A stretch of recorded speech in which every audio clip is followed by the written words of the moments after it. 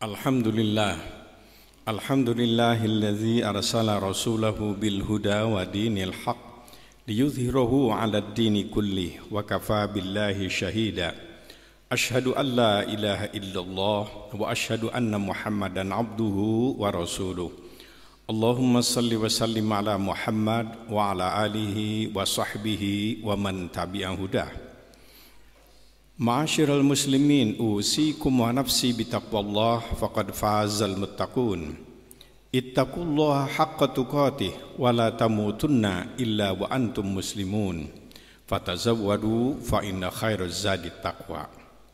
Jamaah Jumat yang berbahagia, di hadapan para sahabatnya Nabi sallallahu alaihi wasallam menyampaikan sebuah pesan tentang apa yang akan terjadi dan menimpa kepada umatnya di masa depan. Beliau bersabda, "Ala satakunu fitanun." Wahai sahabatku, nanti di akhir zaman kalian akan berhadapan dengan fitnah demi fitnah, ujian demi ujian, cobaan demi cobaan. Ali bin Abi Thalib, salah seorang yang mendengar pesan baginda Rasul, langsung bertanya, "Wa mal makhraju anha ya Rasulullah?" Ya Rasulullah, kalau fitnah demi fitnah, ujian demi ujian, cobaan demi cobaan akan menimpa kepada umatku kelak, kepada umatmu kelak, apa jalan keluarnya? Nabi menjawab, Kitabullah fihi naba'u ma qablakum wa fihi khabaru ma ba'dakum. Berpegang teguhlah kalian kepada Al-Quran. Di dalamnya ada contoh-contoh umat-umat yang terdahulu, yang sukses, yang gagal. Dan di dalamnya juga ada gambaran-gambaran tentang apa yang akan terjadi. Di dalamnya terdapat pedoman hidup untuk kebahagiaan kalian. Jamaah yang berbahagia, Quran adalah merupakan milik kita yang paling berharga, kekayaan umat Islam yang paling berharga. Oleh karena itu, ketika umat Islam meninggalkan Al-Quran, maka ketika itulah umat Islam meninggalkan asetnya yang paling berharga. Rasulullah Shallallahu Alaihi Wasallam juga pernah menyampaikan kaitan dengan Al-Quran dalam hubungan dengan umatnya. Beliau menyatakan, Innallaha yarfa'u bihadzal kitab aqwaman wa yada'u bihi akharin. Allah akan mengangkat derajat sesuatu bangsa karena sikap mereka yang benar terhadap Al-Quran. Tapi Allah akan merendahkan derajat sesuatu bangsa karena sikap mereka yang keliru dan salah terhadap Al-Quranul Karim. Al-Quranul Karim surat Al-Asr memberikan gambaran kepada kita bahwa sebagai muslim kita mempunyai sejumlah komitmen kepada Al-Quranul Karim, yaitu komitmen pertama, kita wajib mengimani dan meyakini Al-Quran, bahwa Al-Quran adalah wahyu Allah, bahwa Al-Quran adalah mukjizat Rasulullah, bahwa Al-Quran adalah pedoman hidup kita untuk kebahagiaan kita di dunia dan di akhirat. Dan Al-Quran harus diyakini adalah merupakan kitabullah yang menyempurnakan sekaligus juga melakukan koreksi terhadap kitab-kitab Allah yang ada sebelumnya. Setelah seseorang itu mengimani dan meyakini Al-Quran, maka komitmen yang kedua, setiap muslim wajib mengamalkan Al-Quranul Karim dan wajib yakin bahwa dengan melaksanakan Al-Quran, ajaran Al-Quran, ia akan memperoleh kebahagiaan di dunia sekarang dan di akhirat akan datang. Agar ia dapat melaksanakan apa-apa yang diajarkan oleh Al-Quran, maka dia punya komitmen wajib untuk mengkaji dan mendalami Al-Quranul Karim. Dan kemudian yang keempat, setiap muslim mempunyai kewajiban, punya komitmen untuk mendakwahkan, menyebarluaskan bacaan Al-Quran, mushaf Al-Quran, ajaran Al-Quran, cara membaca Al-Quranul Karim. Jamaah yang berbahagia, Quran sekali lagi adalah merupakan kekayaan kita, adalah aset kita yang paling berharga. Oleh karena itulah kita punya kewajiban untuk menjadikan Al-Quran itu adalah bagian daripada hidup kita. Di rumah kita harus banyak dibacakan Al-Quranul Karim. Nawwiru buyutakum bitilawatil Qur'an, sabda Nabi. Hiasi rumahmu dengan bacaan Al-Quran. Jangan kau jadikan rumahmu seperti kuburan yang di atasnya tidak pernah didengungkan bacaan Al-Quran. Quran harus menjadi bacaan harian di rumah kita. Quran adalah juga menjadi pedoman hidup kita. Oleh karena itulah setiap muslim mempunyai kewajiban. Pertama, harus bisa berusaha dirinya dan keluarganya terbebas dari buta huruf Al-Quranul Karim.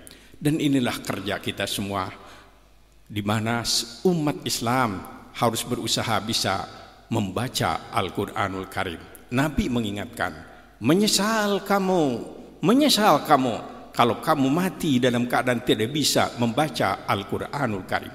Kamu malu di hadapan Allah. Sekian tahun kamu tahu ada Al-Quran, tapi kamu tidak bisa baca Al-Quran. Beliau menyatakan, bagaimanapun orang mukmin takwa bisa baca Quran, dengan mukmin takwa tidak bisa baca Al-Quran ada bedanya. Mukmin takwa bisa baca Al-Quran adalah seperti buah yang enak rasanya dan wangi baunya. Sedangkan mukmin yang takwa tapi tidak bisa baca Quran seperti buah yang enak rasanya tapi tidak wangi baunya. Pernyataan-pernyataan ini harus memberikan dorongan kepada kita, membebaskan diri kita dan keluarga kita dari buta huruf Al-Quranul Karim. Tentu Al-Quran bukan hanya untuk dibaca, tapi juga untuk dipelajari. Bahkan Quran menyatakan wazakir bil Quran. Berikan peringatan orang itu dengan Al-Quranul Karim. Quran harus menjadi alat dakwah. Oleh karena itulah, seperti yang kita perhatikan di Masjidil Haram dan Masjid Nabawi, Quran adalah menjadi bacaan Al-Quran menjadi sebuah cara di dalam dakwah menyampaikan ajaran agama. Sentuhan-sentuhan spiritual oleh imam-imam Masjidil Haram memberikan sebuah semangat ruhiyah, semangat meningkatkan seseorang ketakwaan kepada Allah Subhanahu wa taala. Ketika di bulan Ramadan, ketika imam-imam Masjidil Haram itu membaca Al-Quranul Karim, jamaah yang sekian juta itu bisa luluh menangis karena sentuhan Al-Quranul Karim. Memang Quran adalah mukjizat. Al-Quran itu adalah sesuatu yang Allah berikan kepada kita menjadi mukjizat. Quran disebut sebagai syifa, pengobatan spiritual. Selain menjadi obat untuk mengatasi problem moral, problem-problem yang dihadapi oleh masyarakat juga adalah syifaul lima fis sudur, yang bisa menjadi syifa, pengobatan untuk menenangkan batin, menenangkan hati dan menghilangkan penyakit-penyakit rohaniah. Sidang Jumat yang berbahagia, Rasulullah Shallallahu Alaihi Wasallam memberikan pelajaran kepada kita, di mana seluruh para sahabat itu adalah demam membaca Al-Quranul Karim. Sempat beliau juga meluruskan atau memberikan kemudahan, karena begitu bersemangat sahabat-sahabat itu membaca Al-Quran sampai bisa menyelesaikan 3 hari, 4 hari tamat Al-Quran. Beliau sampai menyatakan, kalian tidak perlu sampai 3 hari, 2 hari, 4 hari bertamat Al-Quran.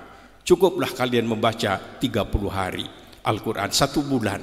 Nah, karena ada anjuran 1 bulan itulah, maka para ulama kemudian menyusun Al-Quran itu dalam 30 juz, dengan harapan setiap malam tanggal 1 itu adalah juz pertama, yang kedua tanggal 2 juz kedua, dan seterusnya. Pada akhir bulan itu kita membaca mentartil Al-Quran juz ke-30. Al-Quranul Karim sekali lagi adalah merupakan kekayaan yang paling berharga. Oleh karena itu pantaslah apabila bangsa kita yang memiliki jumlah umat Islam terbesar, apabila di negeri ini adalah negeri yang paling banyak hafiz Al-Quranul Karim, apabila di negeri ini penerbitan Al-Quran adalah lebih besar, lebih banyak dibandingkan penerbitan yang lain. Ada beberapa tulisan yang menyatakan bahwa sampai sekarang masih Bible yang paling banyak diterbitkan. Wallahu alam, belum ada riset yang meyakinkan. Tetapi kita bisa memastikan kitab suci yang paling banyak dibaca oleh manusia pasti adalah Al-Quranul Karim. Perjalanan sejarah beberapa bangsa, baik di Timur Tengah atau di negeri-negeri lain, kita mendapatkan kesan memang modal terbesar dakwah Islam itu adalah dengan Al-Quran.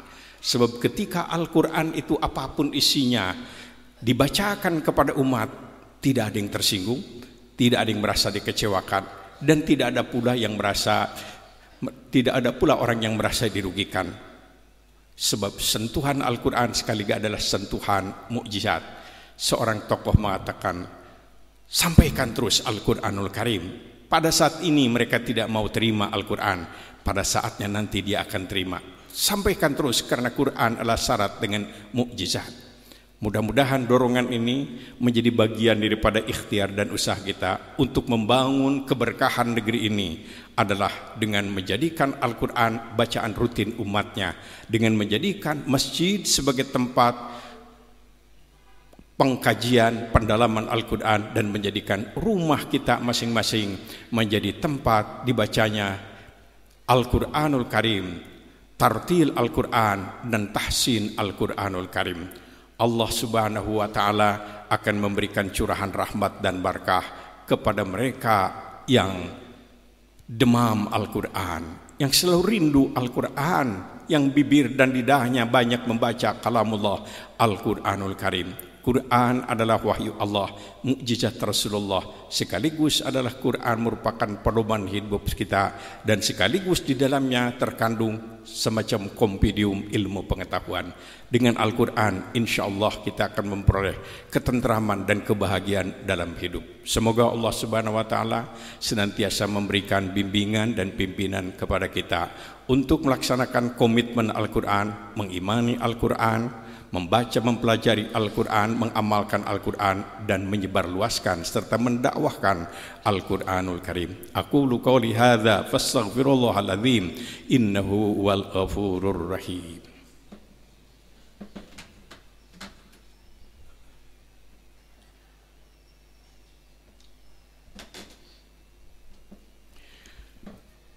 Alhamdulillahi rabbil alamin, Ar-Rahmanir Rahim, Maliki Yaumiddin. Asyhadu an la ilaha illallah wa asyhadu anna Muhammadan abduhu wa rasuluh.